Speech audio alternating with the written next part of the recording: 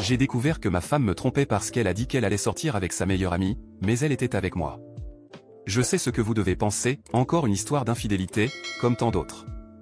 Mais pour moi, cette histoire est unique, car elle a changé ma vie d'une manière que je n'aurais jamais pu imaginer.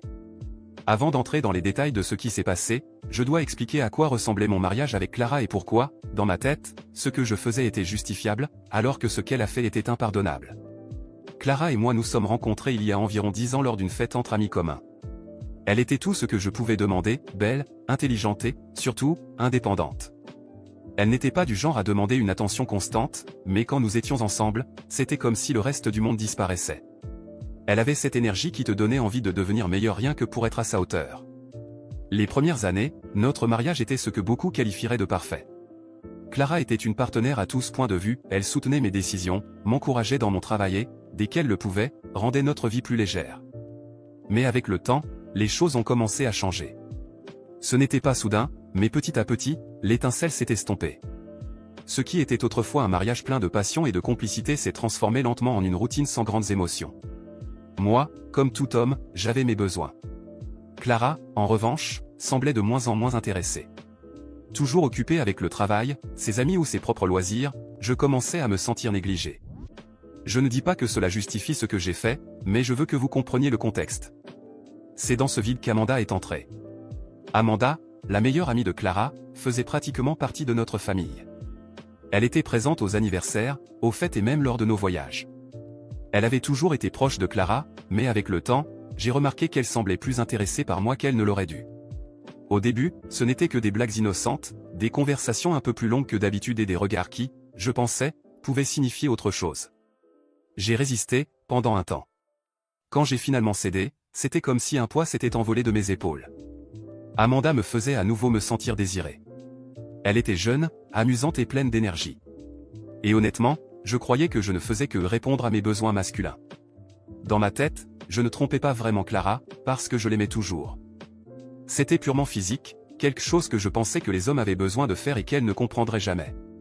Mais j'étais convaincu que Clara ne ferait jamais une chose pareille. Elle avait toujours été tellement éthique, tellement correcte.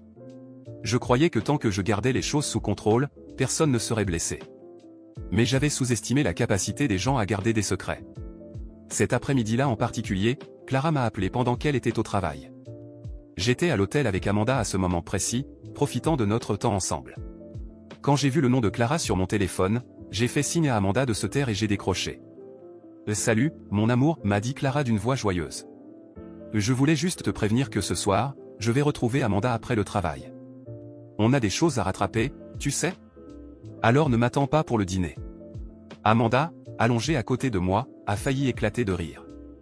J'ai couvert le microphone de mon téléphone avec ma main et je l'ai regardée avec un mélange d'incrédulité et d'irritation. Elle s'est simplement contentée de hausser les épaules, visiblement amusée par la situation. « Bien sûr, pas de problème » ai-je répondu, essayant de garder une voix calme. « Là, amuse-toi bien avec Amanda. »« Merci, mon amour. »« Je t'aime » a-t-elle ajouté avant de raccrocher.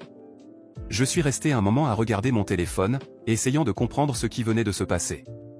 Amanda ne semblait pas du tout surprise, ce qui m'a encore plus irrité. « Mais tu savais qu'elle allait se servir de toi comme excuse » ai-je demandé, tentant toujours de contrôler ma colère. « Je n'en avais aucune idée » a répondu Amanda, mais il y avait quelque chose dans son ton qui m'a rendu méfiant. « Mais c'est drôle, tu ne trouves pas ? Tu fais ça tout le temps.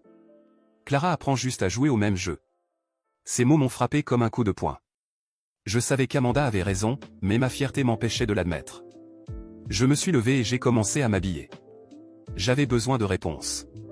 Si Clara n'était pas avec Amanda, alors où était-elle ? Et avec qui ? Et qu'est-ce que tu vas faire ? A demandé Amanda en me regardant enfiler ma chemise. Je vais découvrir ce qui se passe, ai-je répondu sèchement. J'ai pris mes affaires et quitté la chambre d'hôtel, ignorant les protestations d'Amanda. Dans ma tête, je savais que Clara avait franchi une limite. Une chose était ce que je faisais, parce que je restais le mari dévoué, le pilier du foyer. Mais elle n'avait pas le droit de me faire ça. Quand je suis rentré à la maison, mon esprit était en ébullition. Je devais réfléchir à la manière de confronter Clara sans révéler tout ce que je savais déjà.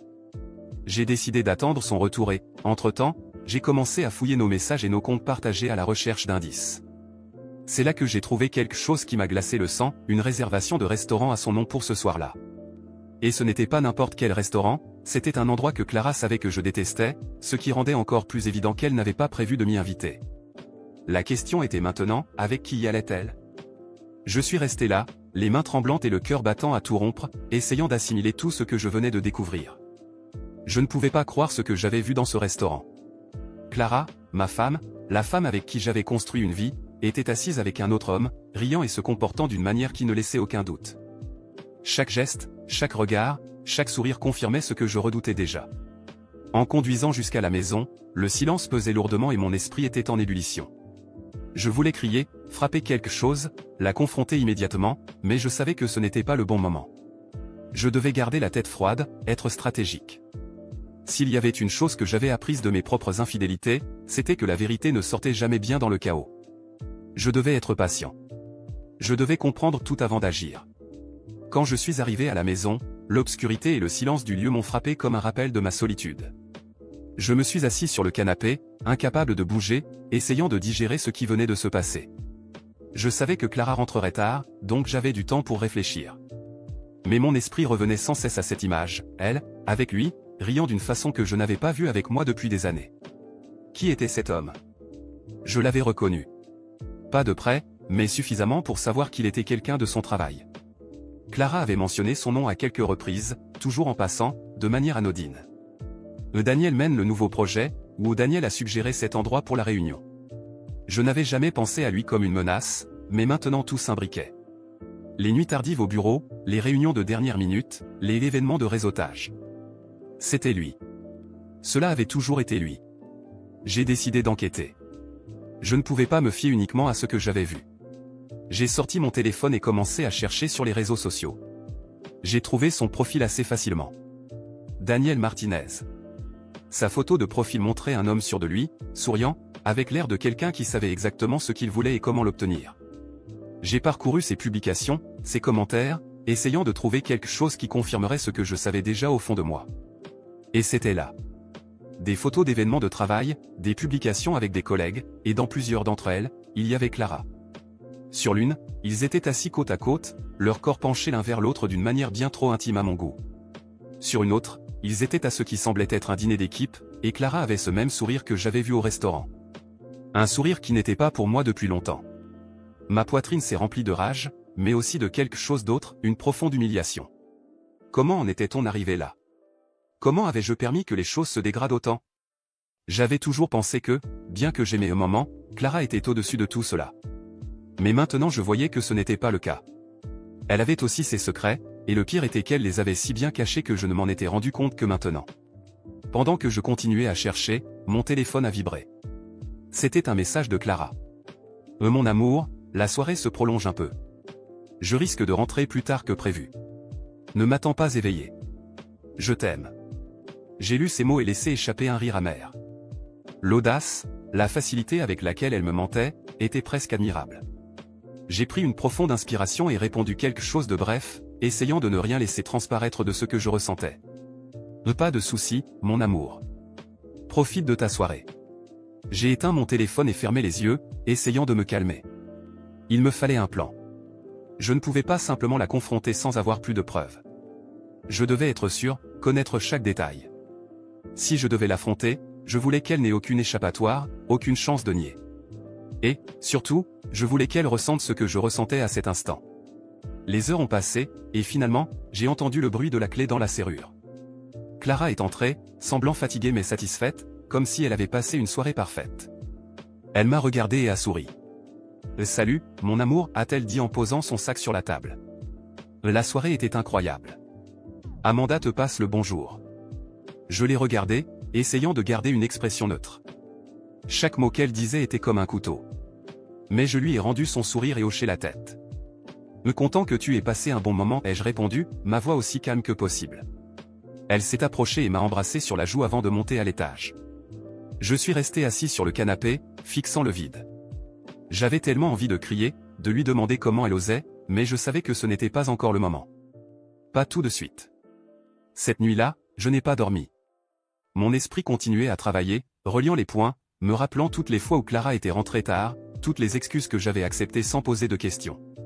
La rage en moi grandissait, mais quelque chose d'autre aussi, une détermination. J'allais tout découvrir. Chaque mensonge, chaque détail, chaque moment qu'elle m'avait caché. Et quand je serais prêt, Clara saurait exactement ce que je savais. Pour l'instant, je jouerais le rôle du mari ignorant, comme si de rien n'était. Mais à l'intérieur, quelque chose était déjà brisé, quelque chose qui ne pourrait jamais être réparé. Ce n'était pas fini. Ni pour moi, ni pour elle. Et au fond, Clara n'avait aucune idée de ce qui l'attendait. Cette nuit sans sommeil, mon esprit était en plein tumulte. Le poids de ce que j'avais découvert sur Clara me consumait, mais je savais que je devais me confier. Amanda semblait être la seule personne capable de m'écouter à ce moment-là. Malgré toute la confusion, elle était la seule qui savait ce qui se passait réellement, même si ce n'était qu'en partie. L'après-midi suivant, j'ai envoyé un message à Amanda. « J'ai besoin de te voir. C'est urgent. » Elle a répondu presque immédiatement. « L'hôtel habituel ?» Je savais qu'elle pensait que ce serait juste une autre de nos rencontres, mais pour moi, c'était bien plus. J'avais besoin de réponses. Quand je suis arrivé à l'hôtel, Amanda était déjà là, m'attendant avec ce sourire confiant qu'elle arborait toujours. Elle était magnifique, comme toujours, mais mon esprit était ailleurs, perdu dans mes pensées sur Clara. « Tu as l'air tendu » a dit Amanda en se levant pour me saluer. « Je le suis » ai-je répondu, la voix sèche. « Beaucoup de choses se passent. » Amanda a levé un sourcil et a souri de manière provocante, s'approchant de moi. « Peut-être que je peux t'aider à te détendre » a-t-elle dit avec un ton suggestif. Je l'ai tenue par les épaules, l'empêchant d'aller plus loin. Elle semblait surprise, mais je savais que je devais mettre les choses au clair avant de faire quoi que ce soit. « Mais Clara me trompe » ai-je lâché directement. Amanda a reculé d'un pas, la surprise sur son visage s'est transformée en un mélange d'incrédulité et d'ironie. « Mais tu plaisantes, n'est-ce pas » a-t-elle demandé en riant légèrement. Je l'ai vu de mes propres yeux ai-je continué, ignorant son ton. Elle était au restaurant avec un collègue. Ils se tenaient la main, riaient, comme si rien d'autre au monde n'existait. Amanda m'a regardé un moment, puis a éclaté de rire sarcastique. « Lucas, tu t'écoutes ? Tu es littéralement ici avec moi, en train de tromper ta femme, et tu es en colère parce qu'elle a fait la même chose ? C'est différent, ai-je rétorqué fermement. Je suis un homme. J'ai des besoins.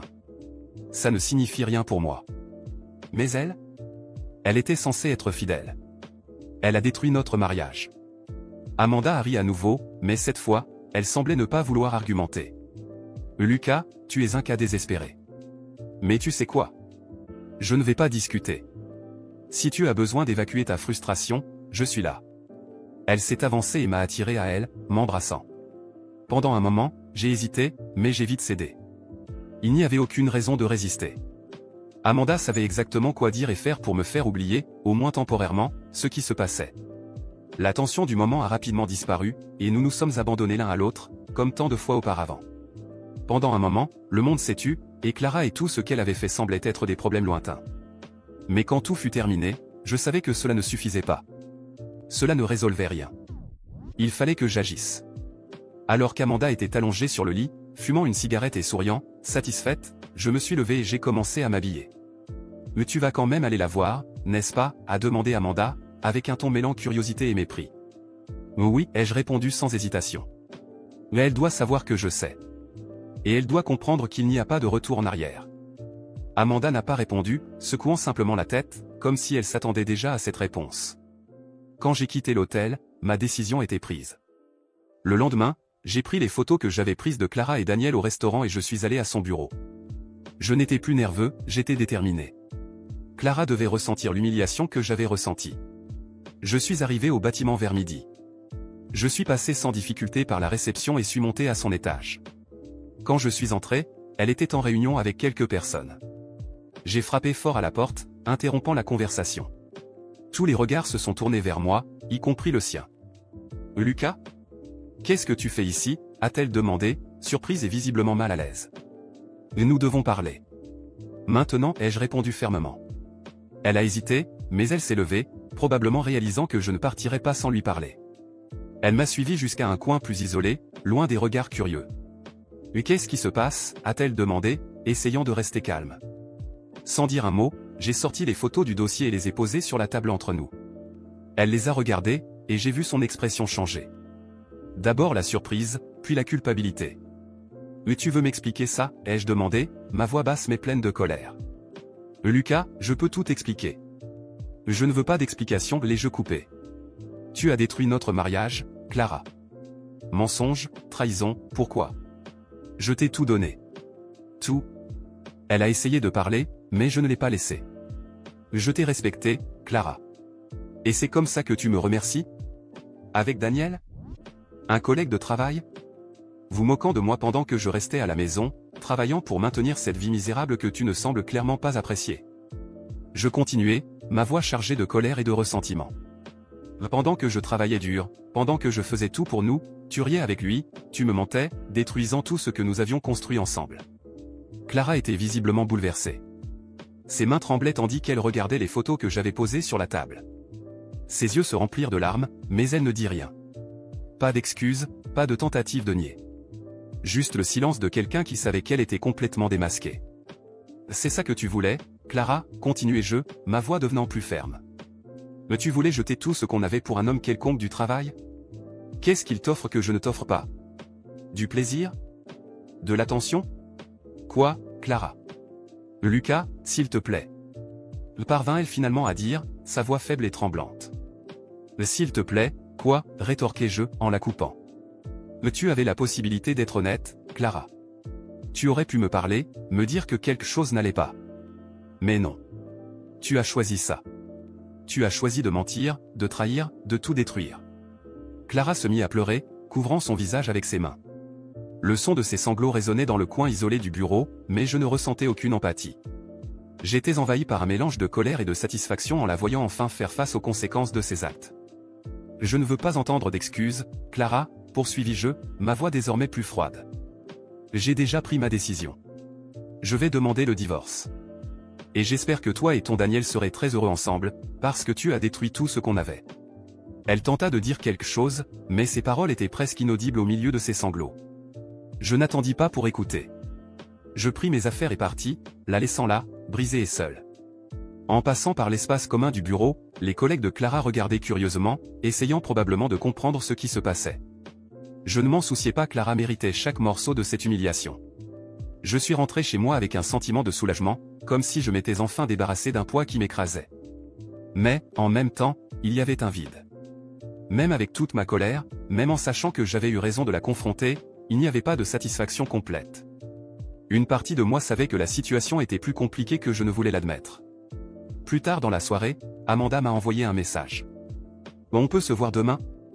On doit parler. J'ai accepté. Je savais qu'elle avait probablement déjà entendu parler de la confrontation avec Clara. Leur monde était trop proche pour qu'une chose pareille passe inaperçue. Le lendemain, j'ai retrouvé Amanda au même hôtel que d'habitude. Elle semblait tendue, différente de d'habitude. Elle s'est assise au bord du lit, croisant les bras, comme si elle se préparait à quelque chose de difficile. Clara est venue me voir, dit-elle, allant droit au but. Mon expression se durcit. Quoi? Qu'est-ce qu'elle a dit? Elle est dévastée, Lucas, répondit Amanda, sa voix plus douce que je ne l'aurais imaginé. Elle m'a raconté ce qui s'est passé au travail, les photos, le divorce. Elle ne sait pas que je suis impliqué avec toi, bien sûr, mais elle est complètement brisée. Je levai les yeux au ciel, incapable de me retenir. C'est elle qui a détruit notre mariage, Amanda. Elle l'a mérité. Qu'est-ce que tu voulais que je fasse d'autre? Que je reste silencieux et que je la laisse continuer à rire dans mon dos? Amanda soupira, comme si elle luttait contre quelque chose. Finalement, elle parla. Je ne vais pas discuter de si elle l'a mérité ou non. Mais Clara est ma meilleure amie, Lucas. Elle est venue se confier à moi, et je me suis senti horrible parce que je sais que je la trahis aussi. Ce n'est pas juste.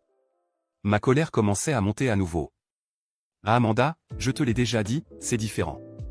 Clara a choisi de me tromper, elle m'a menti.